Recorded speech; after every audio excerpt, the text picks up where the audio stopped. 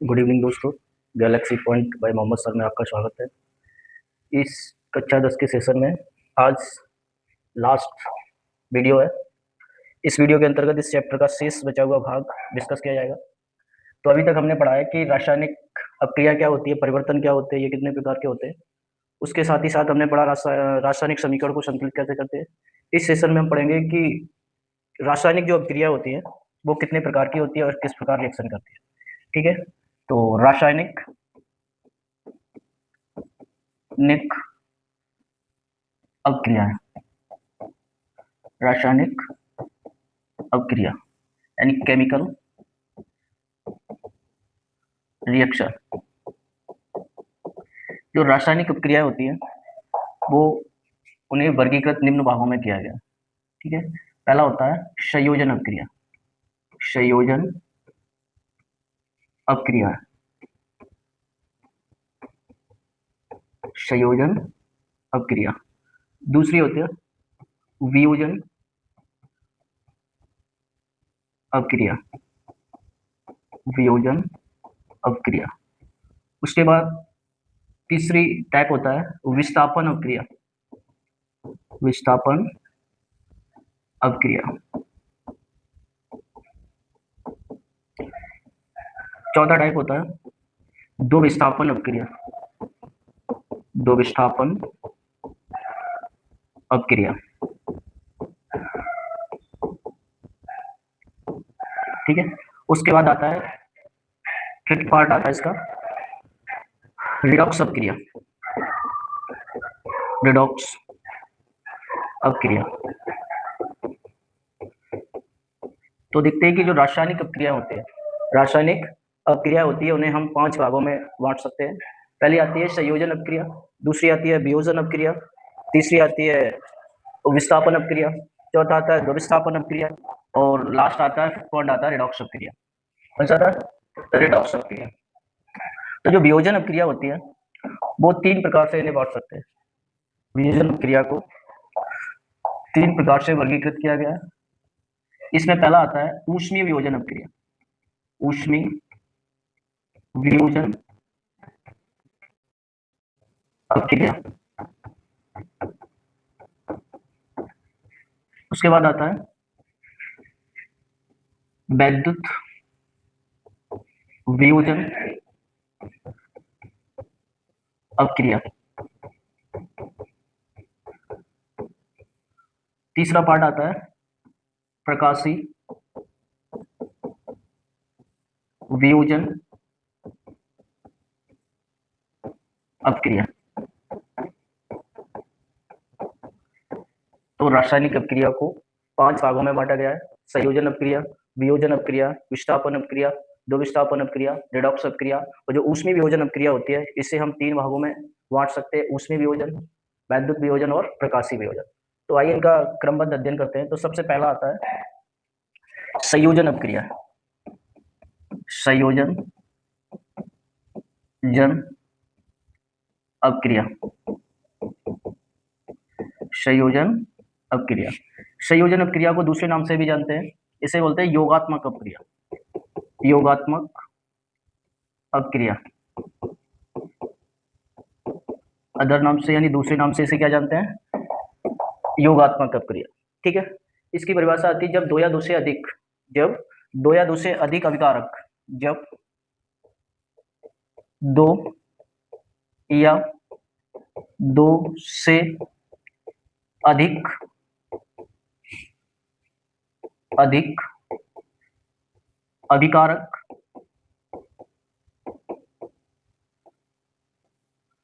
संयोग करके,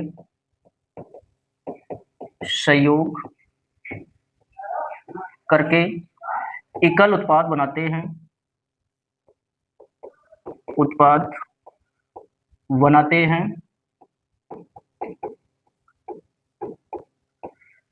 तो ऐसी अपक्रियाओं को, ऐसी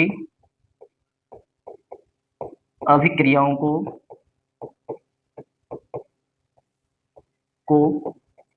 योगात्मक या संयोजन बोल सकते हैं। संयोजन अभिक्रियाएं, अभिक्रियाएं कहते हैं। तो जैसे कि परिभाषा में बताया गया है कि जब दो या दो से अधिक अभिकारक संयोग करते हैं तो एकल उत्पाद बनाते हैं, ऐसी अभिक्रिया को हम संयोजन अभिक्रिया कहते हैं। जैसे जैसे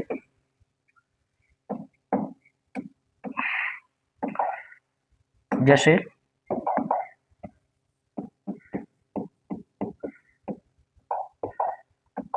ए प्लस बी क्या बना, ए बी क्या बना, ये भी। तो इन दोनों को जो रासायनिक अपक्रिया में भाग ले रहे हैं बोलते हैं अभिकारक। क्या बोलते हैं, अभिकारक। रासायनिक अपक्रिया के फलस्वरूप जो बना इसे बोलते हैं उत्पाद।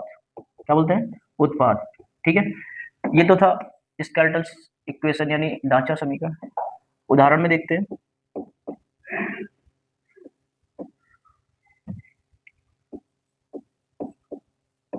उदाहरण में देखते हैं जैसे कार्बन का दहन, कार्बन का दहन। ठीक है, तो C plus O2 arrow CO2।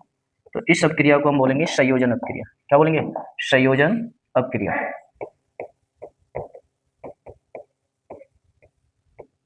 क्या बोलेंगे, संयोजन अपक्रिया। तो जैसे परिभाषा में बताया गया है, दो अथवा दो से अधिक अभिकारक परस्पर संयोग करते हैं तो एकल उत्पाद बनाते हैं, ऐसी अपक्रियाओं को हम क्या कहेंगे, संयोजन अपक्रियाएं कहेंगे। क्या कहेंगे, संयोजन अपक्रिया। जैसे कार्बन का दहन, किसका दहन, कार्बन का दहन। इसके बाद आता है कि जो अपक्रिया होती है दूसरा, संयोजन अपक्रिया में के अंतर्गत आता है दूसरी वियोजन अपक्रिया। कौन सी अपक्रिया आती है, दूसरा आता है वियोजन अपक्रिया। वियोजन अपक्रिया। वियोजन अपक्रिया का एक अन्य नाम भी होता है अपघटन अपक्रिया। अपघटन अपक्रिया कुछ होता है, अपघटन अपक्रिया।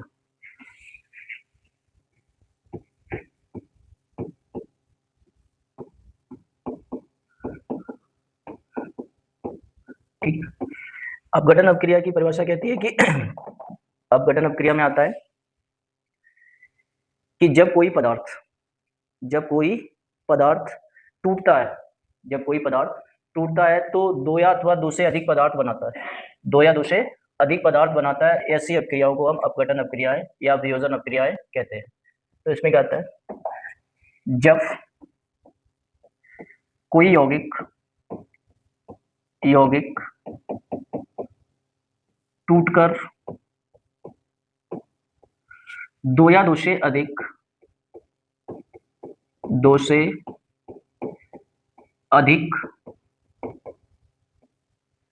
नए पदार्थ बनाता है,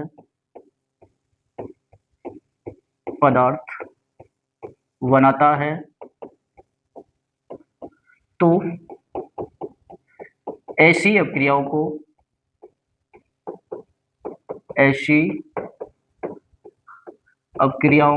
को वियोजन अपक्रियाएं कहते हैं। ऐसी अपक्रियाओं को क्या कहेंगे, वियोजन अपक्रियाएं कहते हैं। ठीक है, कि जब कोई यौगिक टूटकर दो या दो से अधिक पदार्थ बनाता है तो ऐसी अपक्रियाओं को हम क्या कहेंगे, वियोजन अपक्रियाएं कहेंगे। क्या कहेंगे, वियोजन अपक्रियाएं। ठीक है, जैसे जैसे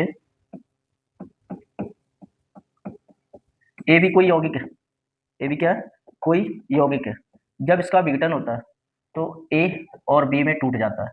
किसमें टूट जाता है, ए और बी में टूट जाता है। तो ऐसी अपक्रियाओं को हम बोलते हैं वियोजन अपक्रिया। क्या बोलते हैं, वियोजन अपक्रियाएं, वियोजन अपक्रियाएं कहते हैं। ठीक है, उदाहरण के तौर पर देख लो। उदाहरण में बोलते हैं पोटेशियम क्लोराइड का विघटन, पोटेशियम क्लोराइड का विघटन। तो 2KClO3 जब इसे गर्म करते हैं, क्या करते हैं, गर्म करते हैं, तो 2 KCl और प्लस 3O2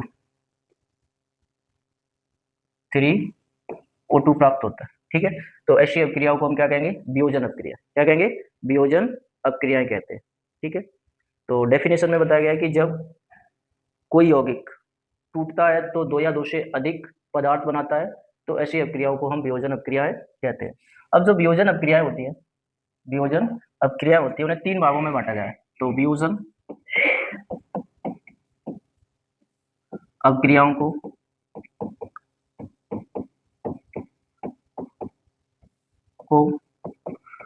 3 भागों में या 3 भागों में बांटा गया है। वियोजन अभिक्रिया को 3 भागों में बांटा गया है। पहला जो टाइप्स होता है, फर्स्ट टाइप होता है, उसे बोलते हैं ऊष्मीय वियोजन अभिक्रिया। ऊष्मीय वियोजन अभिक्रिया। अगला होता है प्रकार वैद्युत वियोजन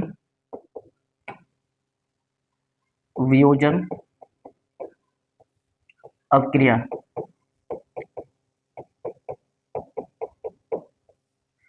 तीसरा टाइप होता है प्रकाशी वियोजन अभिक्रिया।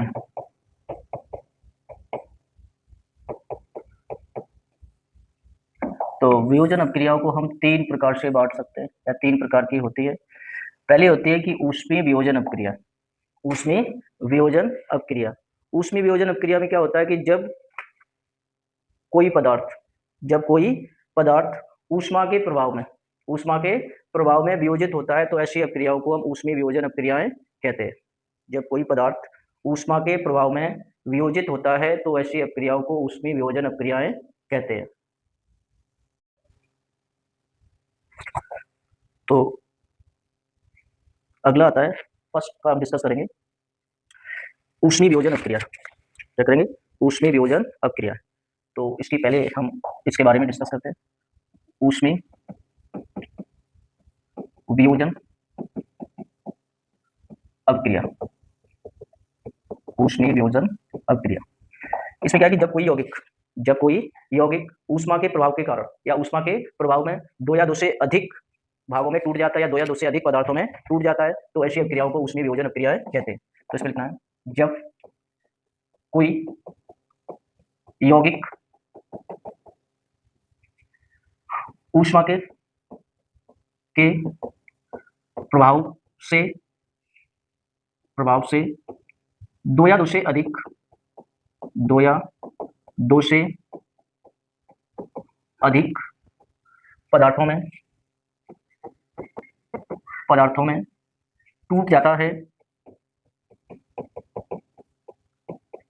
तो ऐसी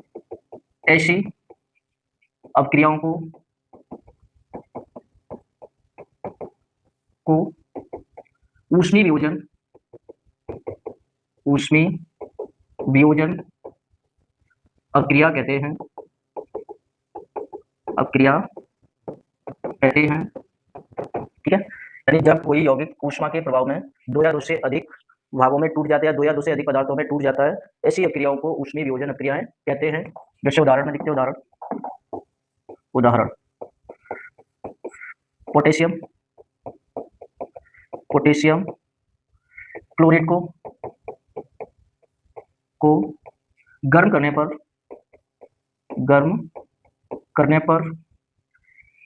पोटेशियम क्लोराइड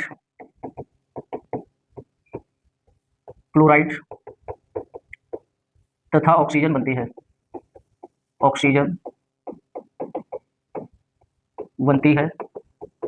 ठीक है, यानी पोटेशियम क्लोराइड को गर्म करने पर पोटेशियम क्लोराइड तथा ऑक्सीजन बनती है, तो इस अभिक्रिया को हम ऊष्मीय वियोजन अभिक्रिया कहते हैं।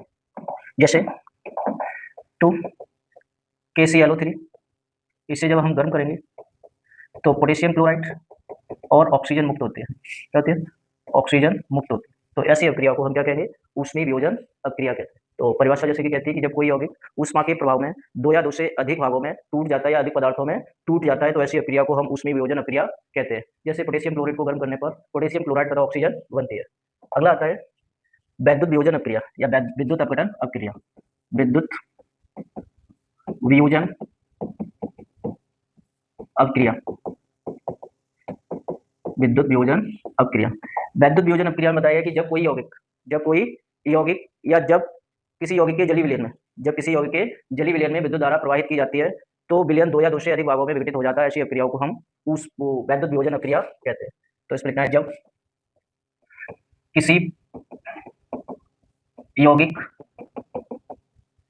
के जली विलयन में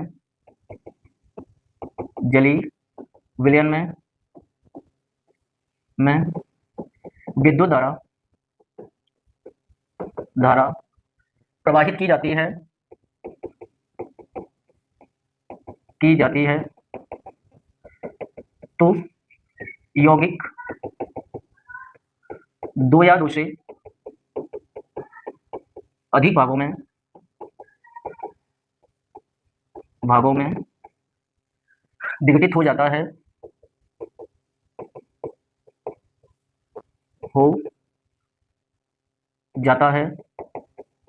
तो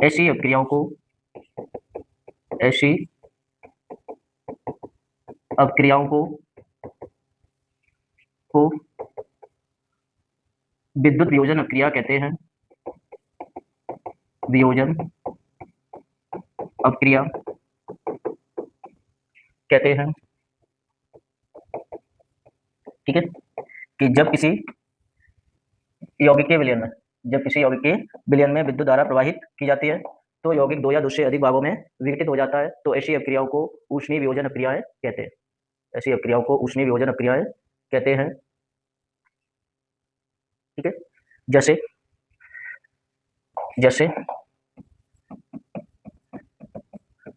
2H2O इसमें क्या विद्युत धारा,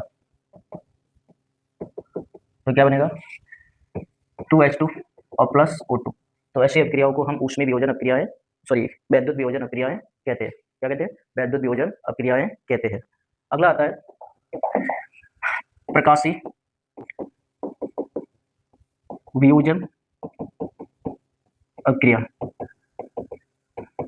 प्रकाशीय वियोजन अक्रिया तो इसमें आता है जब किसी पदार्थ को धूप या प्रकाश में रखा जाता है तो वह प्रकाश की उपस्थिति में विघटित हो जाता है। इसे प्रकाशीय अपघटन अक्रिया कहते हैं। तो लिखना है जब अपघटन प्रकाश की उपस्थित में होता है तो ऐसी अक्रियाओं को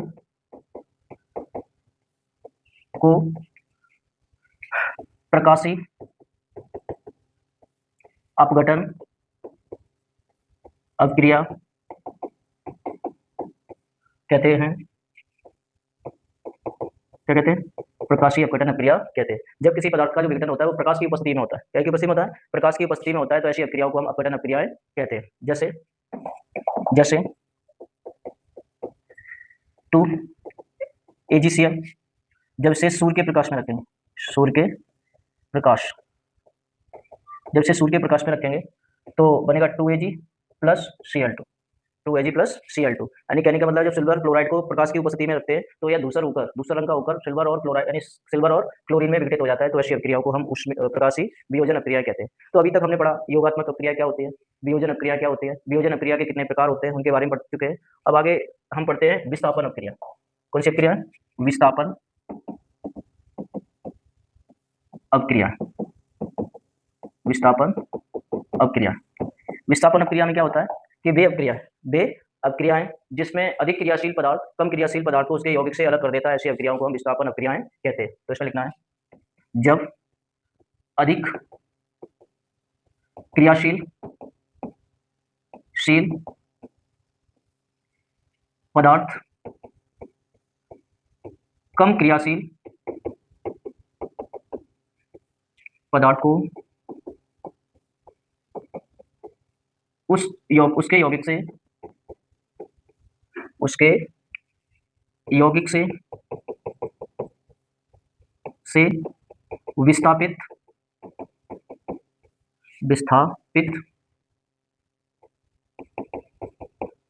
कर देता है, तो ऐसी अक्रियाओं को या ऐसी अक्रिया को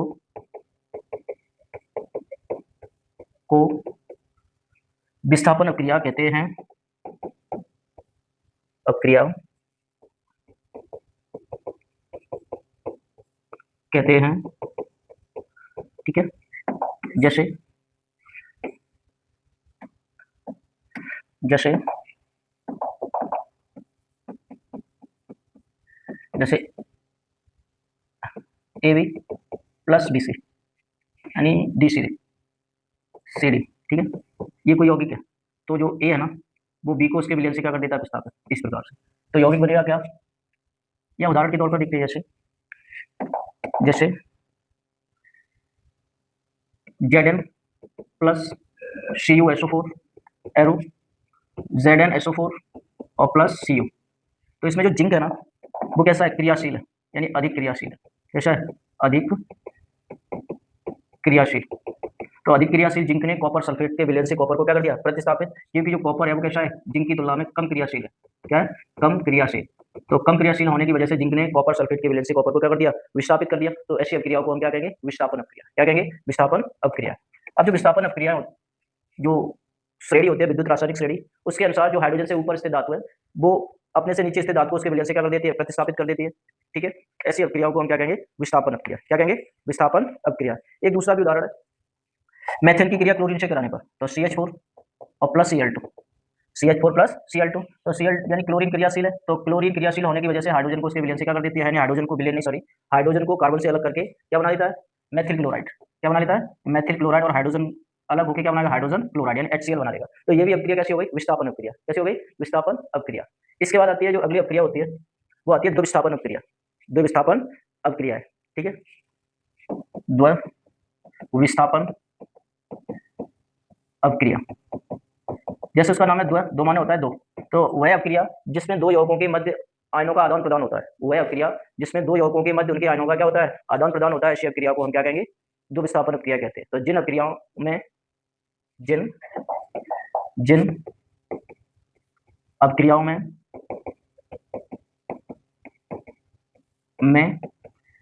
अभिकारकों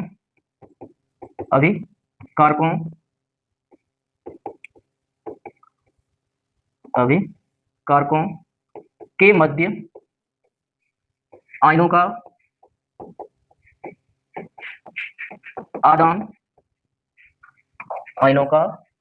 आदान प्रदान होता है, ऐसी अक्रियाओं को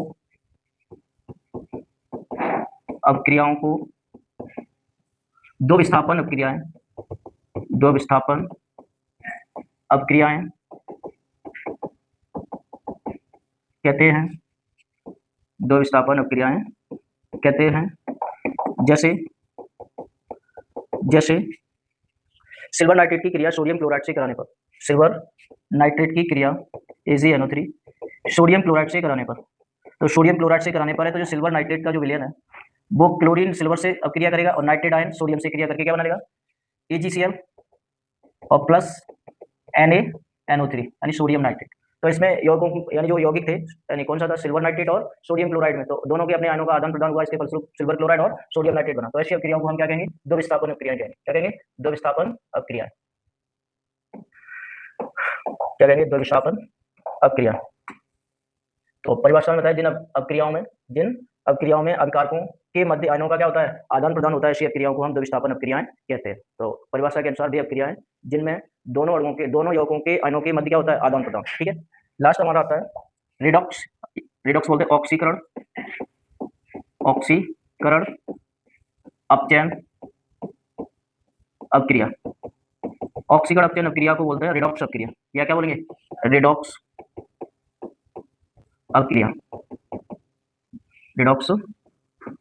अपक्रिया।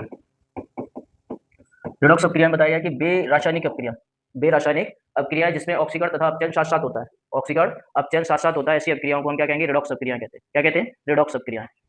तो परिभाषा में बेरासायनिक अपक्रियाएं, वे रासायनिक अपक्रियाएं जिनमें ऑक्सीकरण तथा अपचयन साथ साथ होता है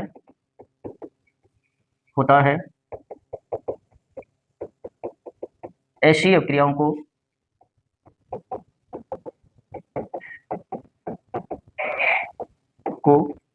रेडॉक्स अपक्रियाएं कहते हैं। रेडॉक्स अपक्रियाएं या अपक्रिया कहते हैं। क्या कहते हैं? रेडॉक्स अपक्रियाएं कहते हैं। जैसे SnCl2 plus FeCl3 arrow SnCl4 और प्लस FeCl2। तो ये जो अपक्रिया है वो कैसी है? रेडॉक्स अपक्रिया है। क्या है? रेडॉक्स अपक्रिया है। तो जैसा कि उसका नाम है ऑक्सीकरण अपचयन अपक्रिया, रेडॉक्स अपक्रिया। तो परिभाषा कहती है कि बेरासायनिक अपक्रियाएं जिनमें ऑक्सीकरण तथा अपचयन साथ साथ होता है, ऐसी अपक्रियाओं को हम रेडॉक्स अपक्रियाएं कहते हैं। क्या कहते हैं? रेडॉक्स अपक्रियाएं कहते हैं। अब आइए जानते हैं कि ऑक्सीकरण और अपचयन क्या होता है। ऑक्सीकरण और अपचयन। तो पहला आता है ऑक्सीकरण। क्या आता है?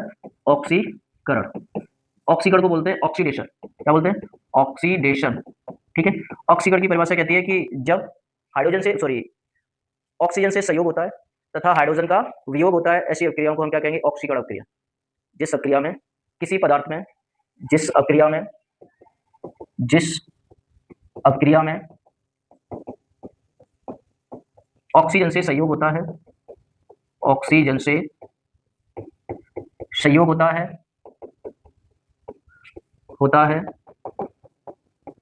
हाइड्रोजन का वियोग होता है,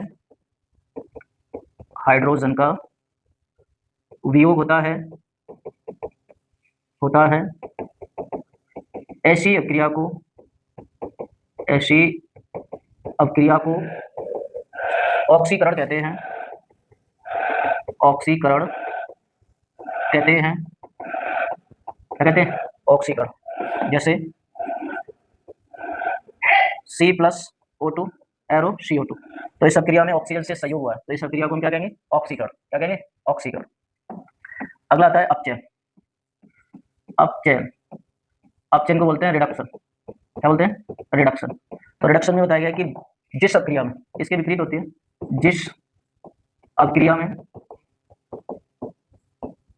हाइड्रोजन से संयोग होता है,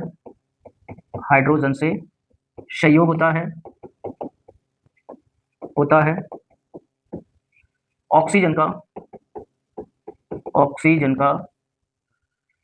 वियोग होता है, ऐसी अभिक्रिया को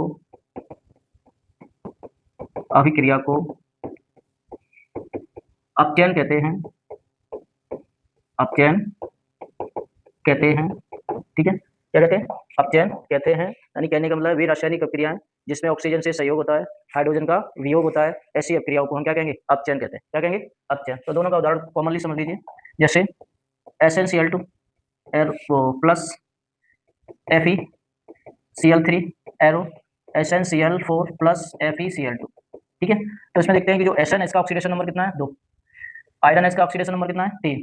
इधर Sn का ऑक्सीडेशन नंबर कितना है? 4। इधर ऑक्सीडेशन नंबर कितना है? 2। तो Sn की इधर 2, इधर कितना है? 4। तो ये कहेगी ऑक्सीकरण। क्या कहलाएगी? ऑक्सीकरण। ठीक है। आयरन की इधर 3 ऑक्सीडेशन नंबर था, इधर कितना हो गया? 2 घट गया, तो इसे बोलेंगे अपचयन। क्या बोलेंगे? अपचयन। ठीक है। तो इस प्रकार से हम कह सकते हैं कि बेरासायनिक अपक्रिया है जिसमें ऑक्सीजन से संयोग होता है, हाइड्रोजन का वियोग होता है, ऐसी अपक्रियाओं को ऑक्सीकरण अपक्रिया कहते हैं। और अपचयन भी अपक्रिया जिसमें हाइड्रोजन से संयोग होता है, ऑक्सीजन का वियोग होता है, ऐसी अपक्रियाओं को हम क्या कहेंगे? अपचयन कहते हैं। इसके बाद आता है संक्षारण। क्या आता है? रासायनिक अपक्रिया के बाद आता है संक्षारण। ठीक है। संक्षारण क्या होता है कि नम वायु की उपस्थिति में धातुओं का धीरे धीरे नष्ट होने की प्रक्रिया को हम क्या कहेंगे? संक्षारण कहते हैं। क्या कहते हैं? संक्षारण। तो लिखना है धातुओं का वायु यानी नम वायु या आर्द्रता की उपस्थिति में धीरे धीरे धीरे धीरे नष्ट होने की प्रक्रिया को संक्षारण कहते हैं। संक्षारण कहते हैं। ठीक है, यानी धातुओं का नम या कम आर्द्रता की उपस्थिति में धीरे धीरे नष्ट होने की प्रक्रिया को क्या कहेंगे? संक्षारण। जैसे लोहे पर जंग लगना, लोहे पर का जंग लगना, ये क्या होगा? संक्षारण। क्या होगा? संक्षारण। ठीक है, लोहे पर जंग लगना कैसी प्रक्रिया है? संक्षारण। तो 3Fe plus XH2 arrow Fe3O4 into वो Fe3O4 इंटू XH2। ठीक है, ये क्या है? संक्षारण। या इसका पहले भी पढ़ चुके हैं। ठीक है, जैसे लोहे पर जंग लगना। ठीक है।